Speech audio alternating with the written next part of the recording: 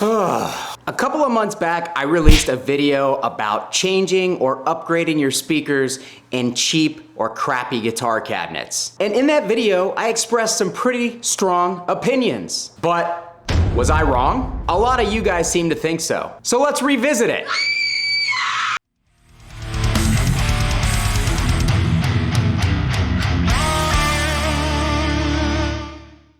Alright guys, hope you're doing great out there today. If this is your first time here at my channel, my name is Kyle, and what I do is I take all sorts of awesome high gain related guitar equipment, I record it with a simple setup, and I give you, boop, the unprocessed audio on your end. But today, I needed a little bit of a break from trying to organize my disaster of a new studio that I just moved into, and I also needed a way to throw up some quick and easy content that would be engaging for you guys, as I don't currently have a whole lot of time to sit down and edit my normal videos. But anyways, back to the topic at hand. As I stated in the intro, if you guys haven't seen it already, I'll put a card here and a link down below, but I released a video that was basically just off the top of my head based on a couple of posts that I had seen about people asking questions in a lot of the guitar groups and guitar forums. Mostly, let's be honest, it's in the guitar groups because that's where the people with less knowledge seem to hang out. And no, that is not a shot at the Facebook guitar group community, but also you guys are a bunch of f***ing morons. Obviously, I am kidding, as I moderate an awesome Facebook guitar related gear group called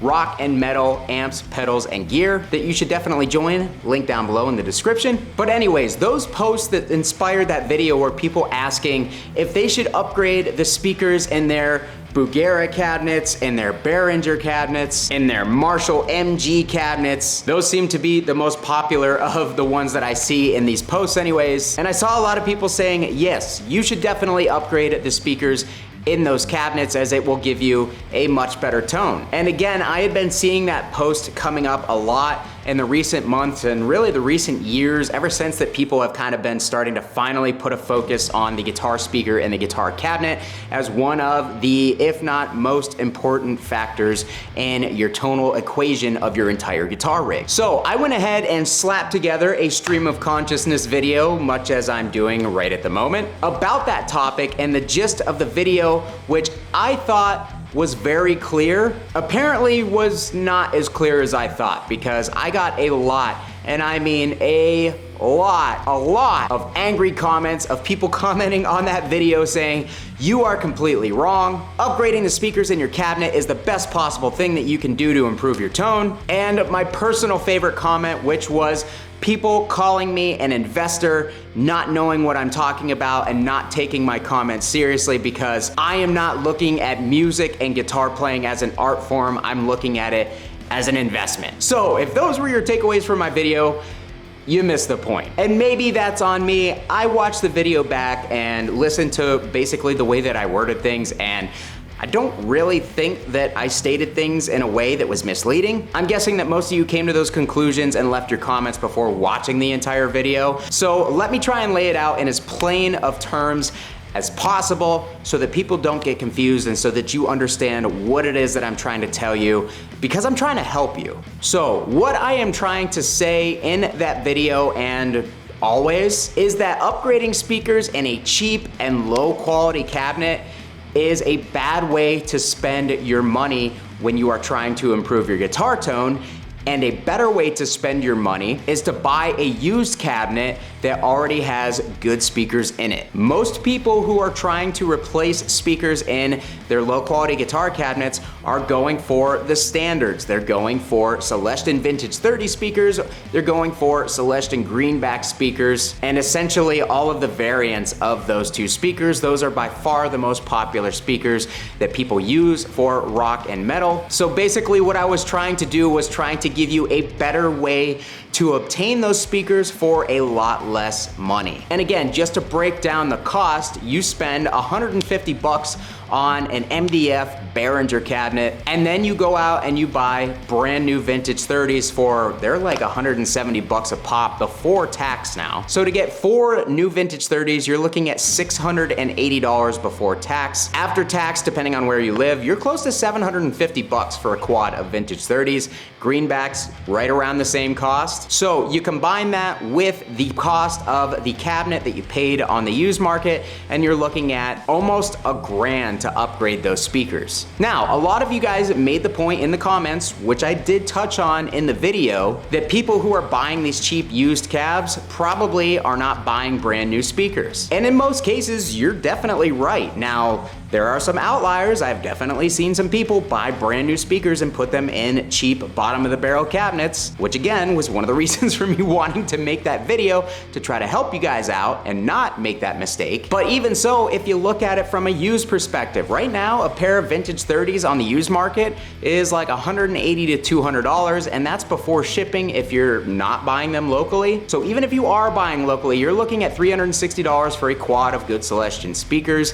You combine that $360 with the crappy bottom of the barrel cabinet that you paid $150 for, and that's $510. So you may think, hey, that's really not a bad deal when something like a used Mesa cabinet with vintage 30s is gonna cost you $700 to $800 depending on the condition, maybe a little bit less if you find a good deal. But another point that I tried to make in that video is there are plenty of good sleeper cabs on the used market that you can pick up for $250, $300, $350 that are gonna have good vintage 30s, that are gonna have G12 T75s, and some of them even have greenbacks if you really look closely. And if you ever decide that you want to sell that cabinet, you can sell it for as much, if not more, than you paid for it. And the way that I like to look at things like that is if I buy a piece of equipment for a good price and I resell it for what I paid for it down the road, I got to rent it for free for however long I had that piece of gear. Whereas on the flip side, even if we're talking about your used Behringer cab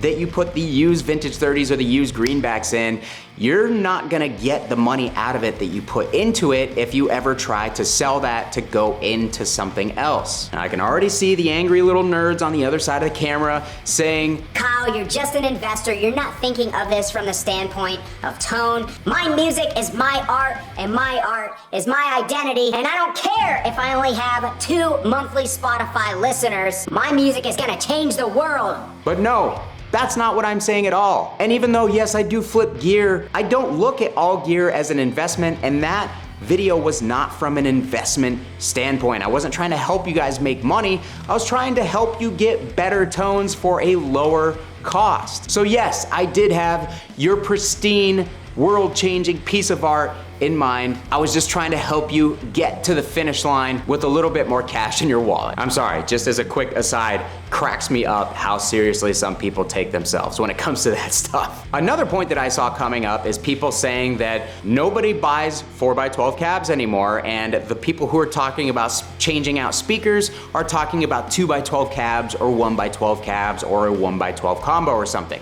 So when it comes to 1x12 cabs or 1x12 combos, of course, you're buying a lot less in order to replace the speakers in something like that because there's only one speaker. So of course, you know, buying a used vintage 30 for $80 to $100 and replacing the stock speaker in your combo, not that big of a deal. And a lot of people seem to think that I was talking about everything when I was not. I was talking about 4x12 guitar cabinets. I made that very clear in the video. I was not talking about 1x12 combos. I wasn't even really talking about 2x12 cabs, though what I said about the 4x12 does still apply to a 2x12 cab to an extent, just a lesser extent. So when it comes to a 1x12 cab, yeah, it's really not that big of a deal. When it comes to a 2x12 cab, again, if you want to put it into cost terms, number one, there aren't really a whole lot of cheap 2x12 cabs on the market. It's not like 412 cabs where they've been made since the beginning of electric guitar equipment, essentially. And there are just tons and tons and tons of them floating around because they were the industry standard for so long. You can find them for cheap,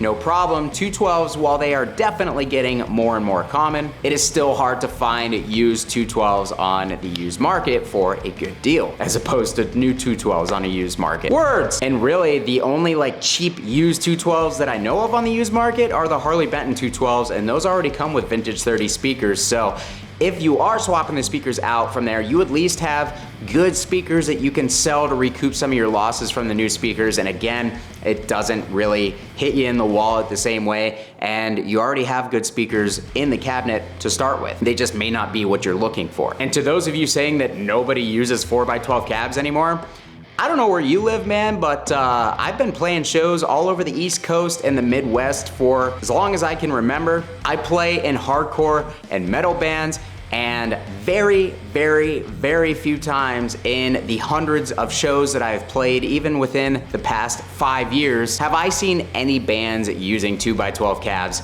at shows. You see those more on like big touring acts and stuff, and that's because there's a PA miking a speaker and pumping it through the PA. But at like smaller local shows and stuff, there's usually no guarantee of a good PA, and even if there is a decent PA, a lot of the times the guitars are not being mic'd up. And I had a lot of people backing me up in the comments on that, but I also had a lot of people trying to say that I was full of shit, and I'm sorry, you guys can say all you want, and my experience is that nearly everybody is still using a 4x12 cab in a live environment at small to mid-sized shows. And also, if you downsize to a 2x12 from a 412 because you can't handle moving around a 412, you have weak genes and you shouldn't reproduce.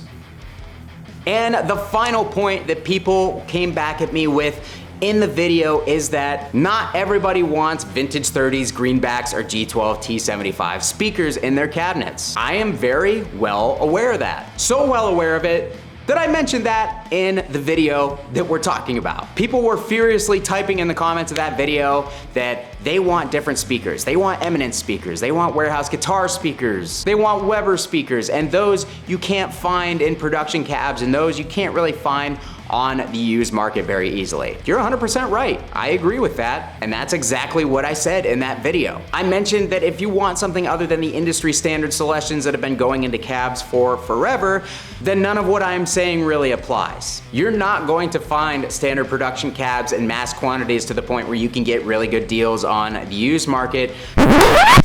Alright guys, I'm back because my camera decided to die in the middle of me talking and making my last point, so here I am at my editing desk just kind of refilming the end of this. So yeah, as I was saying, no manufacturers currently put Webers or Eminence or Warehouse Guitar speakers in mass quantities in production cabs to the point where you would be able to find them easily on the used market for good deals. They're gonna be higher priced because of the supply and demand factor.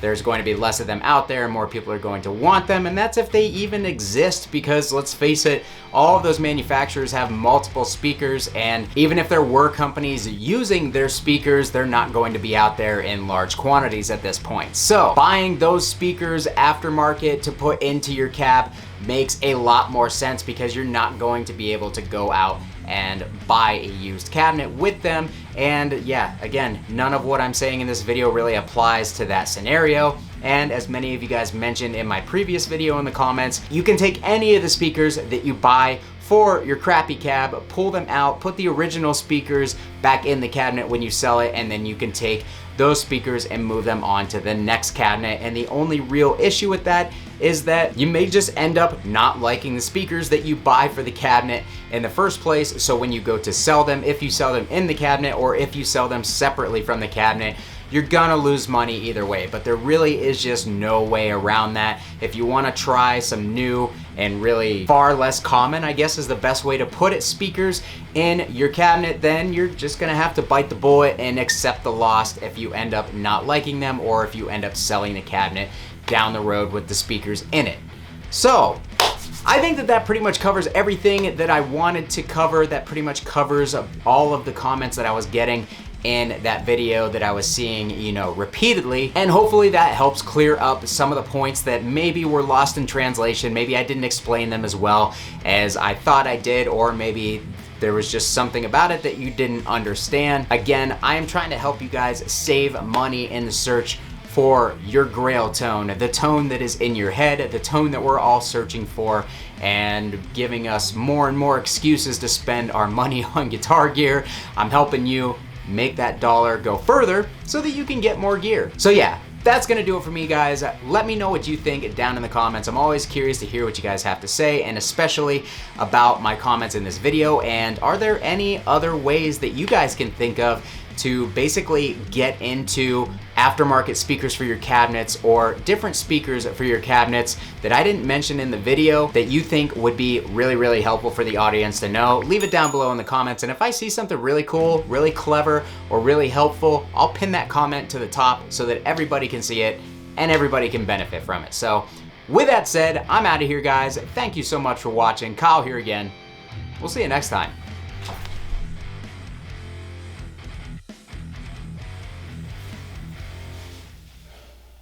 You know what this wall is missing? Another amp.